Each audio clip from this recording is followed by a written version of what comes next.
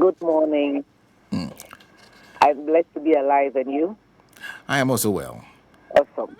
In fact, a very interesting story written by the Catalyst this morning paints a picture of joy and excitement at this groundbreaking ceremony. First of all, let's start with a bit of background on this. This project, exactly what does it solve, just for the sake of education? Thank you very much. So, the first time I witnessed the effects of the devastation must have been 2017. Was it 2017? Yeah, thereabouts. And Honorable Fifty, the General Secretary of the NDC, was the Member of Parliament at the time. And what I saw was terrifying. So I came back home to Accra and I sent some clothing to support the people. Now, when I became the Member of Parliament in 2021, the nature force majeure occurred twice of the tidal wave hitting the same community twice in the year. And I'm sure you recall the interviews that you had with me. Vividly. The devastation that had affected people, homes where I had gone to campaign, sat with them, and in some cases, they'll be eating and they'll offer me food. I went back there and the houses were gone. In fact, I couldn't find the people themselves.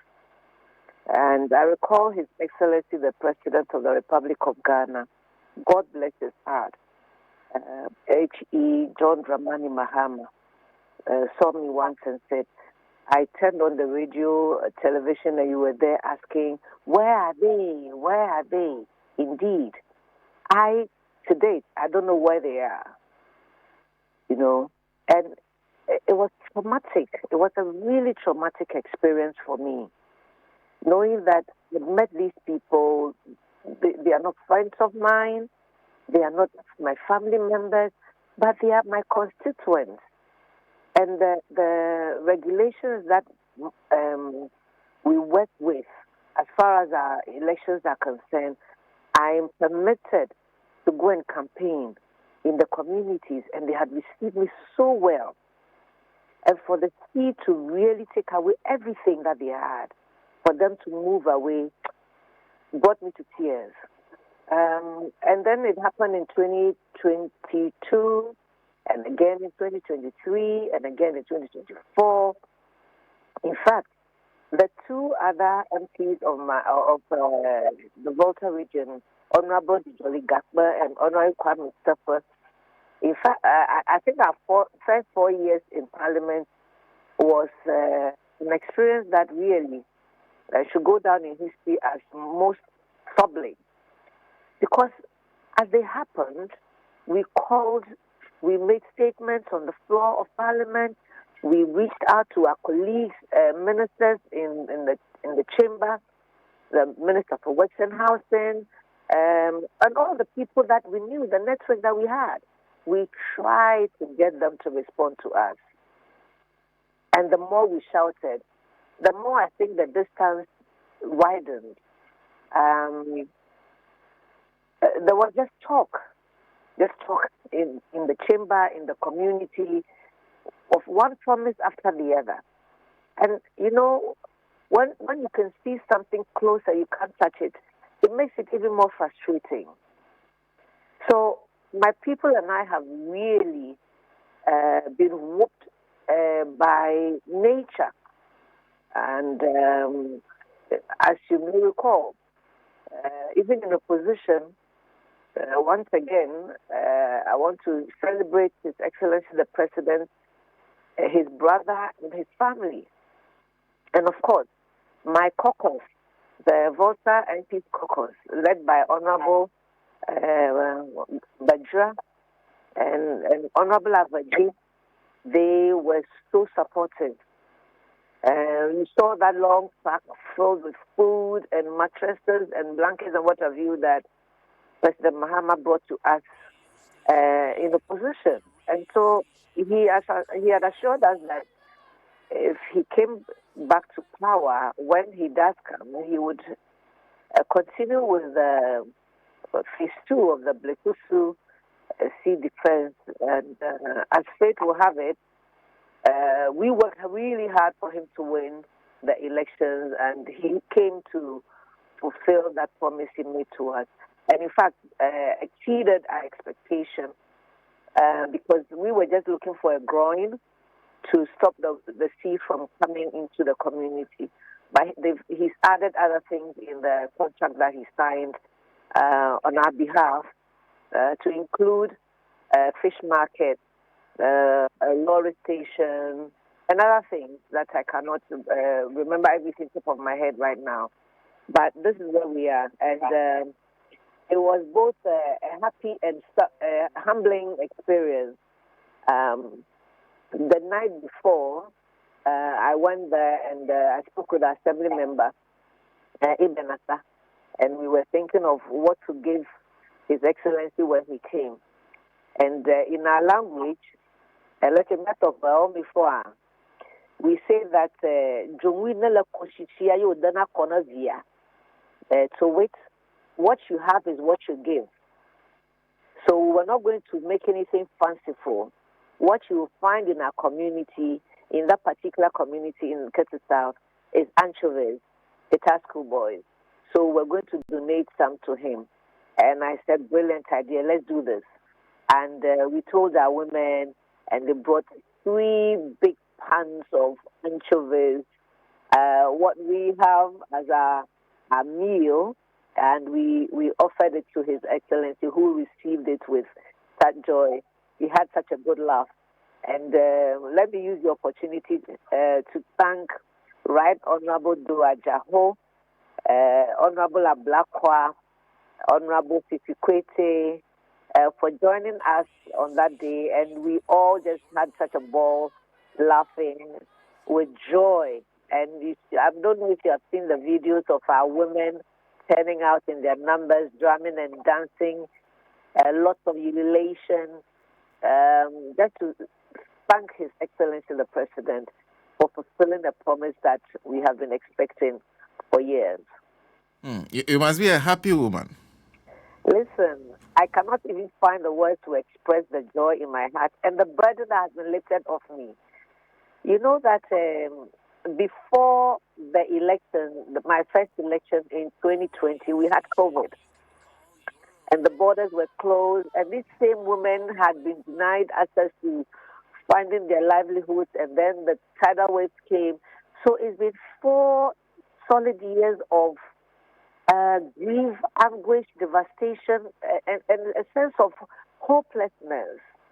And for it to now, be a thing of the past, it's going into our past.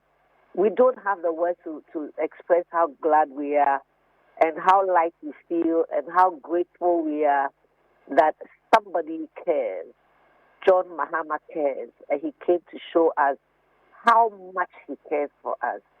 That when we say we the people of this country, as our constitution, the preamble to our constitution says, we the people called, and he responded. My heart is so full of joy. But I guess in the face of this renewed hope, you may also be, one of the things you'll be looking back at as the years of destruction that has been caused by the inaction and the failure to do anything about it. Oh, listen. I don't know how the people are going to pick up the pieces. If you see some of the videos, I did say that soon that sea will cross the road. I kept cautioning. And it was so painful to, sit in Parliament on behalf of the people and to call for help for them and be ignored and be accused. The part that was even, shall I say, annoying sometimes and sad other times was that what I was saying was looked at as politics. So what were they doing? What they were doing was Christianity, was it? I remember that I was at one of the Hogwarts churches. I can't remember which year, either 2022 or 2021. I don't recall. But I remember that I climbed the stage with colleague members of parliament to go and greet the president at the time, Nana Addo Dankwa Akufo-Addo. And to his right was the regional minister. And His Excellency Nana Addo Dankwa made a comment. And I said, the fellow sitting beside you should be telling you to come to our aid. And I was referring to Honorable Lecha, who was our regional minister at the time, that if he's not telling you what is happening to our people, then listen to me through the media, because the media is giving me platforms to reach out to you. If you can't hear me in Parliament, you can't hear me through the regional minister, you are hearing me through the media. You've got to respond. And the louder I shouted, the more I felt like I was ignored. And look, I better not revisit the past. I've learned from it. I spent family money and a lot of the common fund trying to support my people, but it's all in the past now.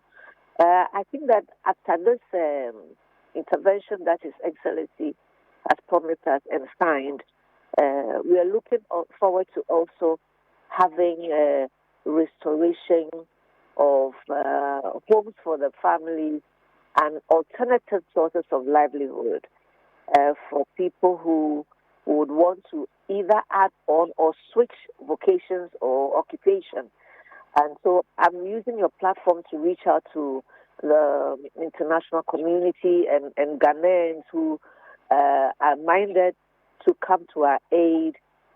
We will find land. Land has always been an issue, but the reclamation will give us opportunity to get some land back, where I'm hoping that we can put up some buildings, affordable buildings for our people, and also maybe a couple of vocational centers to teach skills that have been promised in the manifesto of the NDC.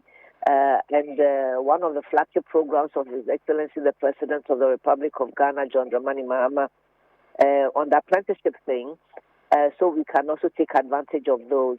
Yeah. Honorable, thank you once again. Oh, thank you so much for always making your platform available to us. You're So always on behalf welcome. of the people of Ketu South, I want to thank Radio Gold and all of you for supporting us to this stage.